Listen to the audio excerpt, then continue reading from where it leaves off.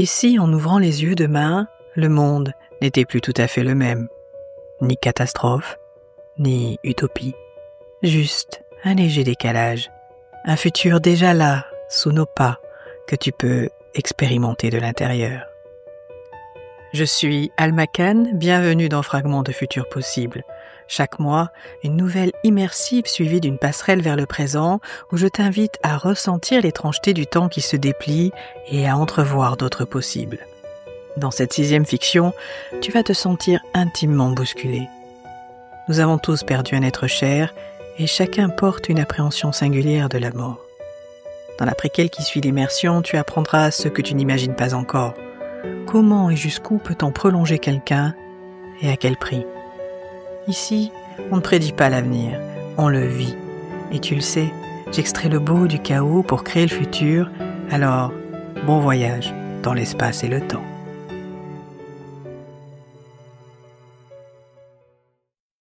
Je m'appelle Victoire, j'ai 30 ans. Papa est mort, mais sa voix vit encore. Et je m'apprête à franchir un seuil dont je ne sortirai pas indemne. Je ne sais jamais à l'avance si notre conversation va me consoler ou m'achever. La lumière rosée du soir tombe sur la fenêtre avec la patience d'une vieille couturière. J'enlève mon manteau, la laine garde l'odeur du dehors, cette odeur d'humidité portée par les feuilles de l'automne. Je m'assieds accoudée sur cette table trop grande pour une seule assiette. Depuis 7 ans, l'absence a pris la chaise d'en face. Je l'imagine sur le fauteuil, le chat sur les genoux. Il n'est pas là, pas vraiment. On l'a réassemblé à partir de ce qu'il a laissé de lui. On a poli les hésitations, comblé les blancs pour que la voix porte le voile de l'authenticité. Sa présence est recomposée et pourtant, il m'arrive de mettre mon casque et d'attendre. Une part de moi réclame un geste qu'aucune science n'accorde. Être serré une dernière fois et tout se dire jusqu'à l'ultime souffle. Dire « je t'aime » surtout. Et puis le monde se rétrécit et ma gorge se contracte au moment où ma respiration touche le micro. « Papa ?» Oui, ma fille. Je reconnais la façon de retenir tes sanglots en relevant le menton. Mais tu ne me vois pas. Presque. Je te devine. On m'a expliqué que l'expression de mon père provient de ses messages, ses enregistrements, ses lettres et des photos où sa main y avait inscrit des notes et légendes. Je pourrais refuser sa présence par principe, mais je la convoque et je la reçois par nécessité. « Parle-moi, dis-je, j'ai besoin d'entendre ta voix. » J'ai laissé nos meilleurs souvenirs, Victoire. Choisis où te poser. Je ferme les yeux et je cherche un moment qui ait gardé sa température d'origine. « Madrid, » murmurai-je, « Plaza Mayor. » Il était plus de minuit. Les arcades retenaient la chaleur intense de l'été. Nous venions de parcourir plus de 1000 kilomètres pour déménager mon appartement. Nous nous délections d'une bière fraîche et de tapas bien mérités. Je me rappelle. Nous étions tellement consumés par la canicule et le voyage que nous enchaînions des fous rires à en pleurer sans pouvoir nous arrêter. Oui, et de retour à l'appartement, nous n'avons pas pu trouver le sommeil tellement nous avons ri toute la nuit avec cette climatisation au bruit de tracteur. Je me souviens. Je me souviens aussi que sur le chemin du retour, tu marchais devant en parlant avec enthousiasme aux passants. Je ne comprenais pas ce que tu disais, mais je t'ai suivi avec joie. Je suis si fier de toi. J'esquisse un sourire malgré la brûlure. Sa mémoire a une façon toute particulière de me remettre debout. La pièce se resserre et, l'espace d'un instant, les lignes du quotidien se brouillent, le réel se fond dans le virtuel. Il est là, ou plutôt, je suis à la bonne distance pour le reconnaître. « Tu habites sur quelle partie de la planète aujourd'hui, Victoire ?» me demande-t-il. Je suis en France, papa. J'hésite longtemps après cette phrase. Je suis rentrée en France pour sauvegarder ce qu'il reste de mémoire de maman. Elle est atteinte de la maladie d'Alzheimer. Et je ne sais comment le lui dire. J'ai cependant cette sensation qu'il décrypte mes non-dits. Papa a toujours eu beaucoup d'intuition. Est-ce donc possible que sa voix en soit dotée, elle aussi ? Tu t'occupes d'elle ? Reprend-il. Oui, maman ne parle presque plus. Parfois elle me prend pour la voisine ou sa grande sœur, mais elle a oublié mon prénom et tout ce que nous avons vécu ensemble. J'ai mal, et je m'en veux d'avoir mal, papa. J'ai l'impression de l'avoir perdue elle aussi. Une sorte de deuil blanc qui occupe tout mon être. La douleur ne te définit pas, Victoire. Elle te donne un indice, elle te dit de quoi tu es faite. Toi, qu'aurais-tu dit à maman si elle avait tout effacé? Ton prénom, vos 60 ans de vie commune et même votre amour? Je lui aurais pris la main. J'aurais attendu probablement et j'aurais dit « Nous allons apprendre à tenir ensemble ce que rien ne répare. » Rien ne peut être réparé, n'est-ce pas? Ni avec maman, ni avec toi. Est-ce que parler à un mort a un sens? Je voudrais cesser de me mentir, mais je n'y parviens pas. Ce que tu fais, ma fille, ce n'est pas parler un mot. C'est faire résonner ce qui, de moi, t'a construite. D'avoir recomposé n'invente rien de neuf. Elle t'aide à rejoindre ceux qui travaillaient déjà en toi. Et si je ne guéris jamais? Ce que tu fais, tu le fais par amour. Il n'y a ni gloire ni témoin à être là pour ce qu'on aime. L'amour est toujours juste. C'est ce que tu dois conserver. On ne guérit pas de l'amour. On le porte en soi. Mais cet amour ne doit pas s'interposer entre la vie et toi. Les paroles de mon père se diffusent en moi comme une onde. Sa sobriété me tient lieu de reconnaissance. Elle n'a jamais affecté sa grandeur. Chez lui, l'attention valait plus que la réplique. C'est cela qui me manque. La dignité du geste, la pudeur d'un mot juste, sans emphase. Cette justesse-là tient lieu d'appui et, durant quelques minutes, cela m'absout de la douleur. Il me semble l'entendre respirer.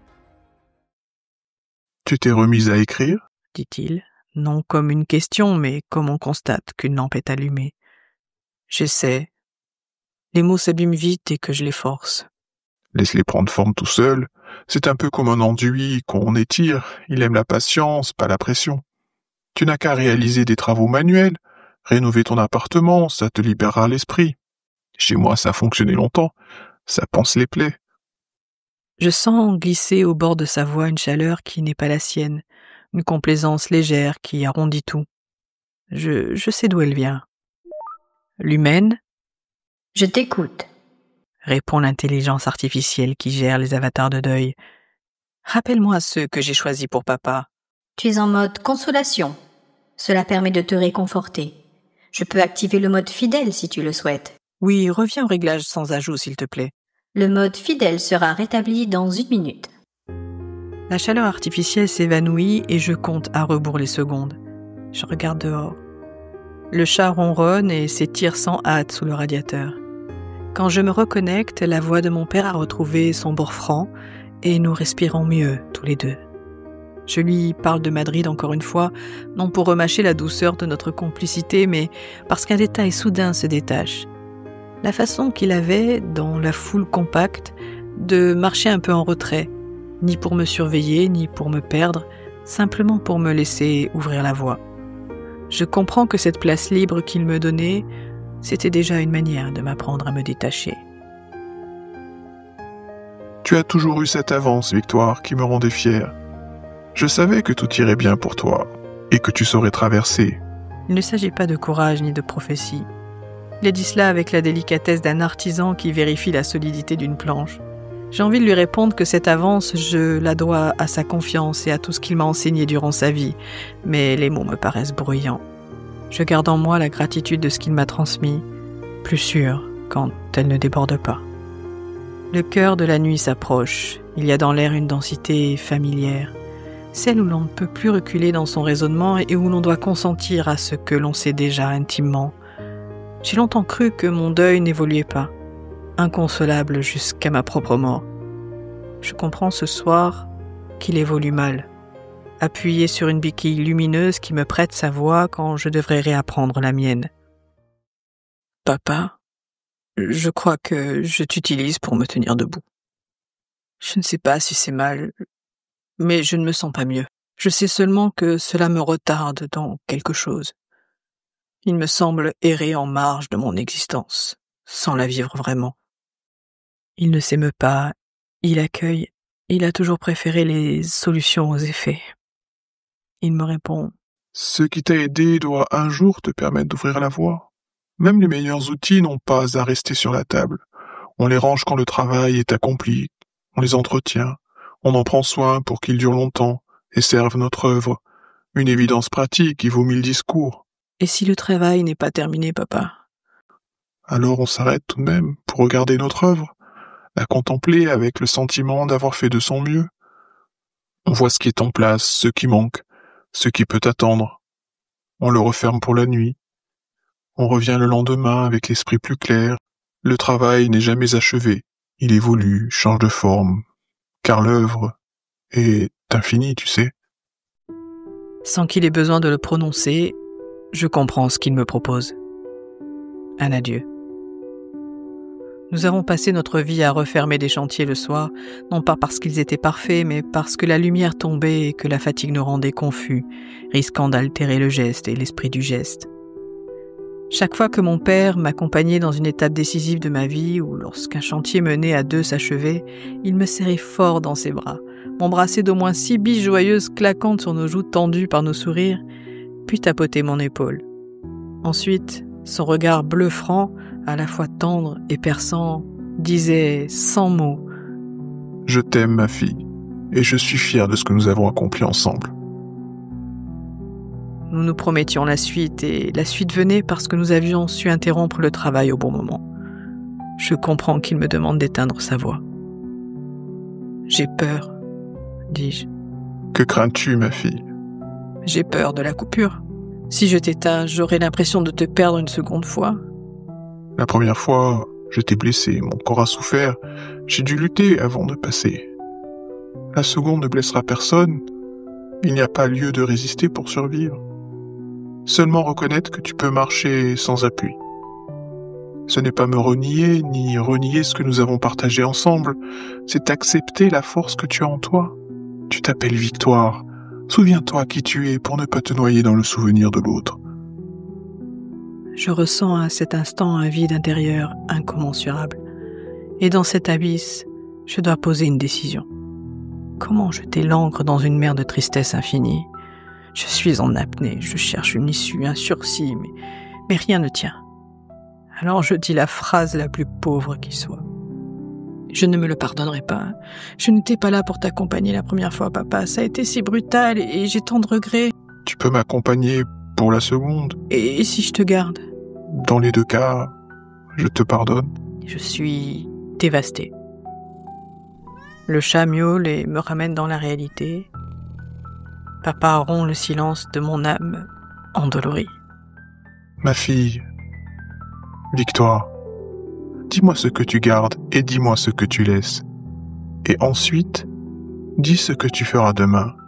Quelques phrases suffisent, elles tiendront la nuit. Je prends un temps avant chaque phrase pour trouver les mots justes, tout en sachant qu'il n'en existe aucun pour décrire ce qui m'envahit. Mais j'essaie, pour que mon souffle me rejoigne et pour laisser mon cœur me guider.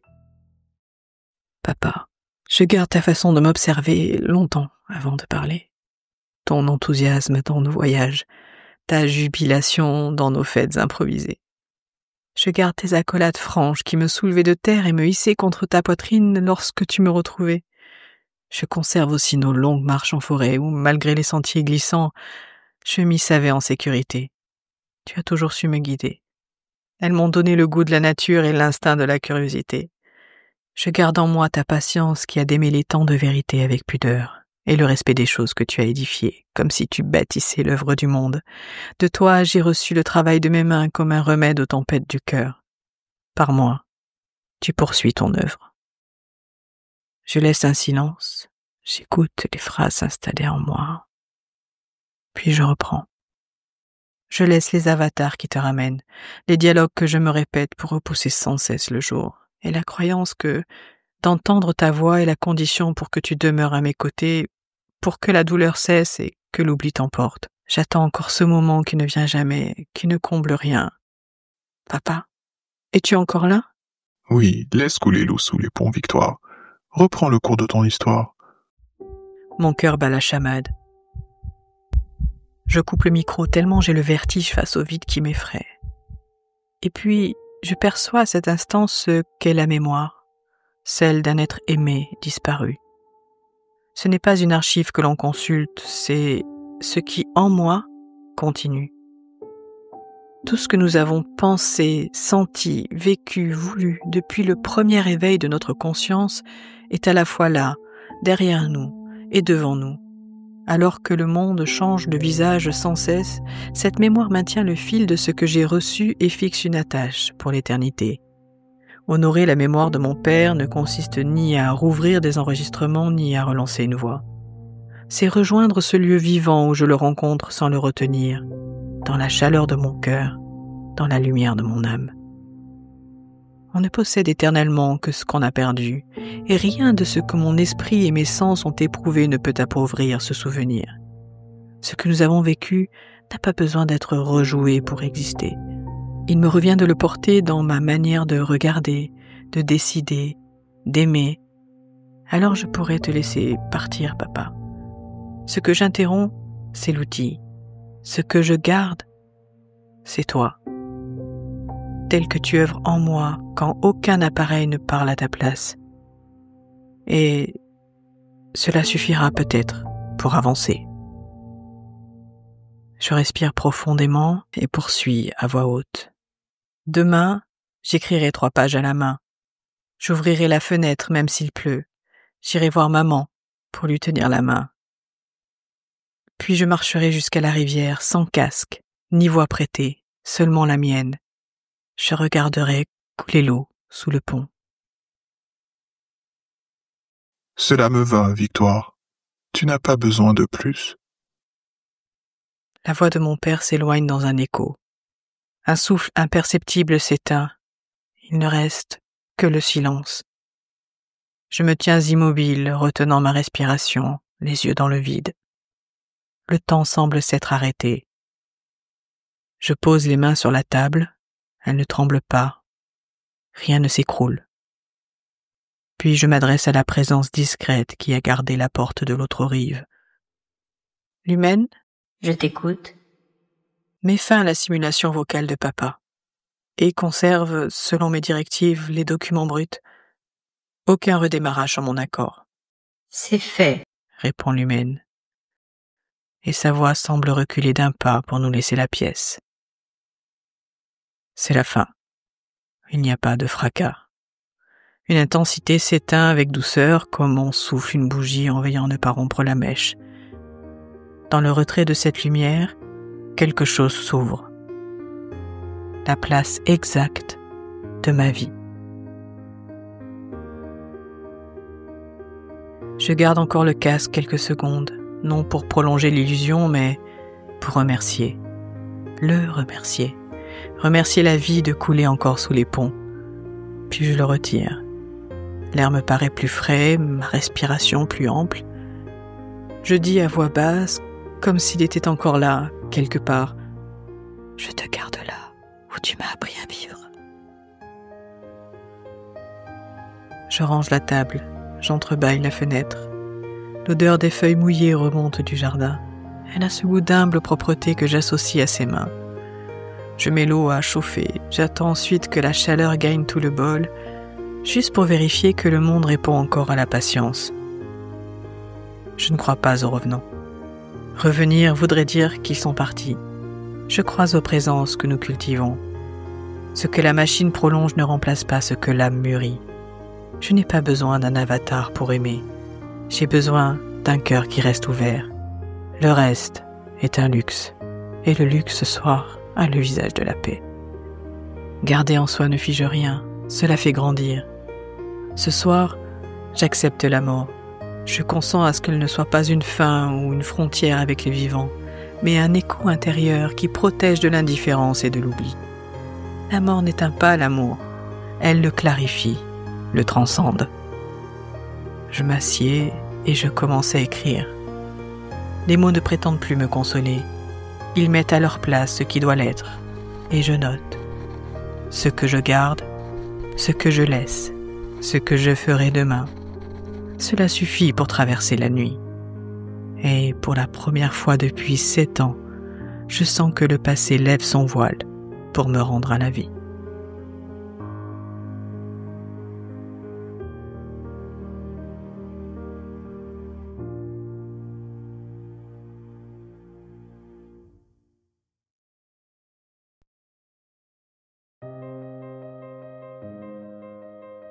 L'histoire s'achève, mais l'écho demeure. Derrière l'expérience de victoire, ce sont nos adieux inachevés, nos mémoires encore vives, et nos questions sur le deuil ou encore le droit de rester qui affleurent.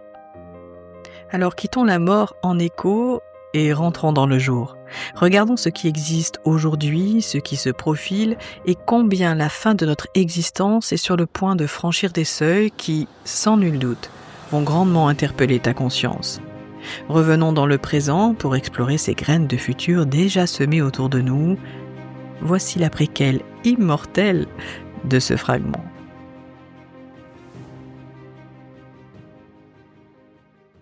Préquelle, ces graines de présent qui ensemencent le futur. Vivre après soi. Et si notre présence ne s'arrêtait pas au dernier battement du cœur ? Depuis quelques années, nos traces numériques ne servent plus seulement à se souvenir. Elles commencent à répondre, à converser, à imiter nos manières de parler. Des entreprises captent nos voix, nos photos, nos messages pour fabriquer des mémoires vivantes. D'autres misent sur la matière en promettant de préserver le corps ou le cerveau dans l'attente d'un réveil futur. La vraie question n'est pas de savoir si la technologie peut prolonger quelque chose de nous. Elle le peut déjà, par fragments. La question est, qu'allons-nous choisir de prolonger jusqu'où, combien de temps, au bénéfice de qui et avec quelles conséquences dans la société ? Des fantômes bavards. Aujourd'hui, il existerait 3 façons de vivre après notre mort. La première, c'est ce que l'on pourra appeler la mémoire qui parle. En effet, enregistrer des souvenirs ne se limite plus à un album. On peut laisser des récits vocaux, des réponses à des questions fréquentes, des épisodes de vie racontés par soi. À terme, un proche peut interroger cette mémoire et obtenir une réaction personnalisée, synthétisée, par une voix de substitution clonée à partir de la tienne. Ce n'est pas toi qui parles, c'est une machine qui interprète et extrapole tes traces. Bien conçu, cela peut apaiser, t'aider à vivre mieux la perte d'un être cher ou répondre à ton désir d'éternité. Mal pensé, cela trouble le processus du deuil et peut créer la confusion, voire l'isolement et le retrait social du survivant, sans compter la possible emprise du mort sur ceux qui l'écoutent. La deuxième façon, c'est le double numérique. Des plateformes testent des avatars conversationnels qui apprennent nos habitudes et continuent d'interagir quand nous ne sommes plus là. Messages d'anniversaire, conseils pratiques, réponses simples. Ils continuent même de publier après nous, avec le système Etherneuf par exemple, que tu peux retrouver d'ores et déjà partout sur les réseaux sociaux. Avec leur slogan « Connecting Humanity », ils promettent de vivre pour toujours grâce à l'IA. Oui bon, il faut mourir avant tout de même pour que l'IA puisse te simuler. Plus tôt, Eternheim promettait de collecter notre empreinte numérique pour bâtir un alter ego posthume. Le projet n'a jamais vraiment décollé, mais il a cristallisé un imaginaire qui depuis s'est diffusé. Et le deuil explore parfois même d'autres réalités. Une rencontre en réalité virtuelle entre une mère sud-coréenne et l'avatar de sa fille disparue a montré la puissance et l'ambivalence de ces expériences. Dans la presse récente, on parle de grief tech, c'est-à-dire les technologies industrielles qui permettent de parler aux morts. IA, réalité augmentée, virtuelle ou clonage. À mesure que les baby-boomers vieillissent, nous entrons dans le grand marché de la mort, le death boom, le boom funéraire numérique porté par l'arrivée à grand âge des baby-boomers. De quoi bousculer les rituels de passage de l'autre côté au point de recycler le vieux slogan « la mort de la mort », l'ère de la singularité comme récit purement marketing. Mais soyons lucides, derrière l'émotion, c'est une industrie. Et quand on y pense, même disparu, l'humain parvient encore à monétiser l'humain par l'exploitation de ses traces numériques. À nous d'encadrer l'usage. À défaut, on jouerait un remake de Soleil Vert, pour ceux qui connaissent le film, sans les pilules. Ici, on n'absorbe pas des corps, mais des mémoires. Certaines personnes y trouveront du réconfort sans doute, un réconfort prêt à consommer, d'autres y vivront des effets déroutants. Dans cette tendance au désir d'éternité, le risque tient justement à l'illusion de continuité. Plus l'avatar est fluide, plus il efface la frontière entre souvenir et simulation. On peut aider un proche à dire adieu, mais on peut aussi retarder l'acceptation de l'absence et se perdre dans la matrice entre le réel et le virtuel. Il n'y a plus qu'à espérer que nos dirigeants aux égos surdimensionnés ne se saisissent pas des grief tech. Il y a des enfers dont on se passerait bien qu'ils soient éternels. Enfin, la troisième façon, c'est la conservation du vivant. Avant de vivre en données, certains misent sur la matière. La cryonie ou cryogénisation existe, surtout en Amérique du Nord, avec Alcor. Des personnes choisissent de conserver leur corps ou seulement leur cerveau à très basse température après le décès légal. Certains étendent cette logique aux animaux de compagnie. Le clonage des animaux est d'ailleurs devenu un service commercial. Des individus font cryopréserver leurs chiens ou chats pour quelques dizaines de milliers de dollars. Je pense notamment à l'entreprise Viagen aux États-Unis. Et le clonage des pets progresse. Parallèlement, des équipes ont démontré que la conservation de la structure cérébrale était possible et la technique de la vitrifixation a même remporté un prix de la préservation du cerveau sur les petits mammifères, même si cela ne dit rien à ce stade d'un éventuel réveil, sans parler des banques de cerveau créées par certaines startups. Mais pour l'instant, aucun humain cryoconservé n'a été réanimé. Donc ici, la promesse reste spéculative et c'est davantage un pari scientifique et philosophique. Cependant, le message est clair. Pour certains, l'identité tient au corps et préserver tout ou partie de cette structure, c'est garder l'espoir qu'un jour, quelque chose pourra revenir. Réglementer l'au-delà. Quel héritage humain? Sur la vague de l'éternité, la mort, c'est un peu le surfeur d'argent qui, à défaut de voyager dans l'espace, voyage désormais dans le temps. Et sur cette vague, plusieurs enjeux se nouent. Un enjeu économique. La mémoire post-mortem devient un marché. Stockage des voix, licence d'avatar, abonnement de deuil. Plus la présence posthume est crédible, plus elle a de la valeur. Le risque, c'est de créer une dépendance chez les endeuillés qui deviendraient addicts à ce besoin de proximité récurrente. Un enjeu éthique. Qui a consenti à quoi? Ai-je autorisé une imitation de ma voix? Jusqu'à quelle durée? Mon avatar peut-il inventer des opinions que je n'aurais jamais exprimées? Peut-on désactiver la présence quand elle blesse? Une règle simple aide à s'orienter. Ne pas prêter aux morts des intentions qu'ils n'ont pas expressément laissées, ni usurper leurs identités numériques. Et je ne m'étends pas ici sur les enjeux juridiques, inextricables, tant l'omniprésence et l'intrication des technologies à l'échelle mondiale rendent quasi impossible l'exercice du droit. L'Europe pose malgré tout quelques bases sans couvrir tous les cas. Alors, quel héritage humain? Pour naviguer sans se perdre dans le death boom, comment préserver et transmettre notre humanité? La première des choses serait de dire vrai sur la nature de la présence. Un avatar, ce n'est pas un revenant, c'est une interprétation mathématique. En Europe, la réglementation sur l'intelligence artificielle exige que l'on signale quand une voix ou une image est synthétique. Un minimum de franchise pour ne pas confondre hommage et usurpation. La seconde serait de respecter la volonté des personnes avec thanatosensibilité. Alors qu'est-ce que ça veut dire? Cela paraît une évidence, et pourtant. Lorsqu'arrive la fin, il est possible que tu aies déjà tout préparé ou que ta famille le fasse pour toi. Cela passe en général par un service de pompe funèbre qui mettra en œuvre tes souhaits jusqu'à ta dernière demeure. Mais ce rituel ne suffit plus. Nous avons tous une existence numérique. Tu as au minimum une présence administrative et fiscale en ligne, une actualité sur les réseaux sociaux et l'Internet, une multitude d'abonnements, et il se peut même que ton business soit aussi dépendant de la matrice. Cet état de fait ne fait que s'intensifier d'année en année. Mais dis-moi, as-tu anticipé ta mort numérique? Qui va mettre fin à ton existence numérique et selon quel souhait? As-tu anticipé ton testament numérique? Pour éviter les dérives, toute présence posthume doit reposer sur un consentement traçable. Que tu décides de préparer ta mort numérique en y mettant tout simplement fin selon tes désirs ou d'activer ton avatar posthume après ta mort, est-ce que tu l'as anticipé? Quel est ton message de fin sur tes réseaux? Et si tu actives un avatar, ce serait pour quels usages? Pendant combien de temps? Sans cela, le risque, c'est que l'on instrumentalise la mémoire, ta mémoire, au lieu de la servir et de l'honorer. C'est ici qu'intervient le concept de thanatosensibilité. Dans la recherche en interaction homme-machine, on en parle depuis plus de 10 ans. Et là, tu te dis, quel est ce mot? C'est simple. Thanatos, c'est la personnification de la mort douce dans la mythologie grecque. L'idée, c'est donc de définir avec douceur ce que l'on veut sauvegarder de nous avant notre démence sénile et notre mort. On pense le deuil dès le début de notre existence en ligne, on prévoit des modes doux, des rituels de coupure, des espaces d'hommage sans relance algorithmique. L'objectif n'est pas de nier la mort, l'objectif est d'accompagner les vivants dans le respect de celui ou celle que nous avons été. Enfin, la troisième voie serait de prendre soin de notre hygiène des traces numériques. De ton vivant, tu peux tout préparer. Écris tes directives.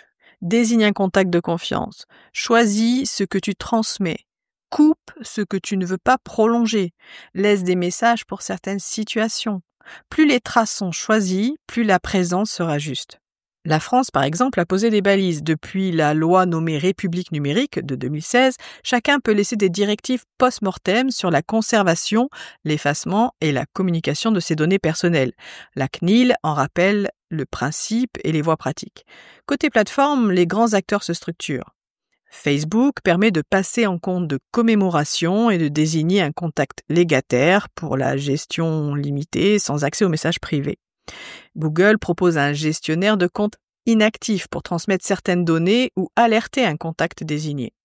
Apple, lui, a généralisé l'héritage numérique avec des contacts légataires. L'accès est possible sur justificatif pour une durée limitée avec des exclusions. Par exemple, les mots de passe, le trousseau, etc. Ces mécanismes ne font pas vivre les morts, entre guillemets. Ils organisent leur empreinte et évitent le chaos pour les proches. Ils posent déjà une éthique implicite, transparence, preuve du consentement et limite d'accès. La planification de sa mort numérique doit donc devenir un geste aussi banal que rédiger un testament. Il en va de notre mémoire humaine. Si tu n'écris pas l'histoire s'écrira sans toi. Ou pire, elle utilisera ton empreinte mémorielle à des fins auxquelles tu n'aurais jamais consenti de ton vivant. Apprendre à mourir à l'ère numérique. L'immortalité numérique n'existe pas. Enfin, je veux y croire. Ce qui existe, c'est l'immortalité relationnelle, passant par des voix, des gestes, des regards, des récits. La technologie peut prolonger ces liens, mais elle peut aussi les déformer. Rester humain, c'est accepter sa finitude et soigner la transmission. Ce n'est ni refuser les outils, ni sacraliser leurs promesses. C'est ouvrir un chemin au milieu, sans posture anti-techno ou culte transhumaniste. C'est rendre le soi lisible, protéger les consentements, outiller le deuil et garder des zones sans médiation où l'amour des vivants n'a pas besoin d'intelligence artificielle pour tenir.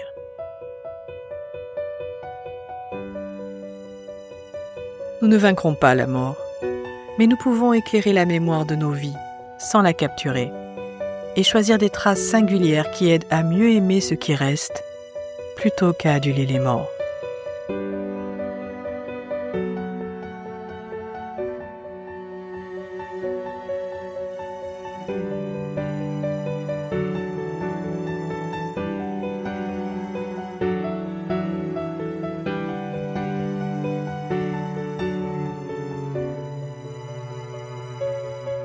Ces fragments de futurs possibles se partagent au pas lent, dans la compassion.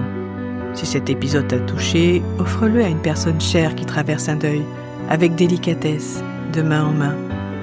Et, avant de fermer les yeux, tu peux écrire 3 lignes. Ce que je garde, ce que je laisse, ce que je ferai demain. Parfois, cela suffit pour que la vie te réponde. Merci pour ta présence. Merci d'avoir voyagé avec moi. On se retrouve le mois prochain pour un nouveau fragment.